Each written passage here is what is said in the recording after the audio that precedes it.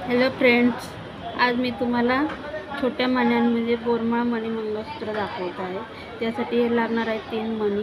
ही एक लाईन 18 इंचची आणि हे 3 मणी एका तारेमध्ये टाकून घेतलेले आहेत। अशा पद्धतीने एक पॅन्डल बनवून घ्यायचा आणि ते थोडी तार कट करून फोल्ड करून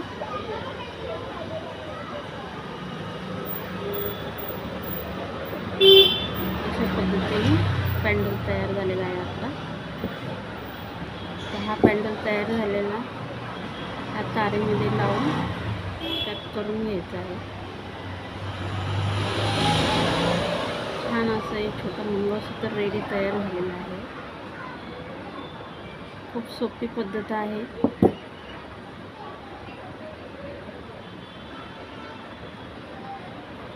यामध्ये 2 पदर 3 पदरही बनवू शकतो आपण।